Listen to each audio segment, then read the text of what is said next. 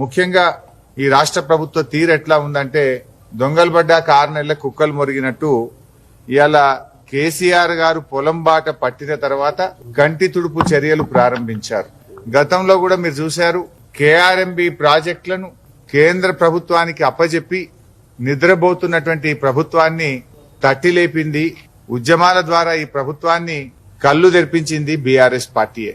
ఈ రోజు ఇప్పుడు కరువుపై కూడా కేసీఆర్ గారు పొలం బాట బట్టి కాలు బయట పెట్టినాకనే ఈ ప్రభుత్వం దిద్దుబాటు చర్యలు ప్రారంభించింది. మీరు చూస్తే నిన్న కాళేశ్వరం ప్రాజెక్టులో భాగంగా గాయత్రి పంప్ హౌస్ నుంచి వరద కాలువకు నీళ్లు విడుదల చేయడం జరిగింది. అదే విధంగా సాగర్ ఆయకట్టుకు కూడా నిన్న నీళ్లు విడుదల చేశారు. ఇది ఎప్పుడు చేసిండ్రు?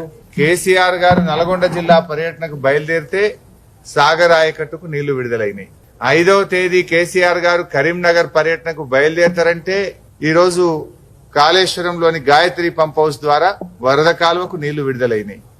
అంటే కేసీఆర్ గారి చర్యల వల్ల, బీఆర్ఎస్ పార్టీ పోరాటం వల్లనే ఇవాళ రైతులకు కొంత ఉపయోగం ఉంది.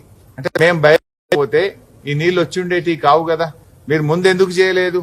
నీళ్లే లేవు అన్నారు, ఇవాళ అప్పుడు ఇవ్వము అన్నటువంటి వాళ్ళు ఇప్పుడు ఇస్తున్నారంటే బీఆర్ఎస్ పార్టీ ఒత్తిడి, బీఆర్ఎస్ పార్టీ పోరాట ఫలితం అని కూడా చెప్పుకోక తప్పదు. అదేవిధంగా ఈ రోజు రైతులకు బీఆర్ఎస్ పార్టీ తరఫున మేము న్యాయం చేయాలని ప్రభుత్వం ముందు కొన్ని డిమాండ్లు పెడతా ఉన్నాం. వడగళ్ల వాన వల్ల గాని, పంటలు ఎండిపోవడం వల్ల నష్టపోయినటువంటి రైతులకు ఎకరానికి 25,000 రూపాయల ఆర్థిక సహాయాన్ని వెంటనే అందించాలని డిమాండ్ చేస్తా ఉన్నాం.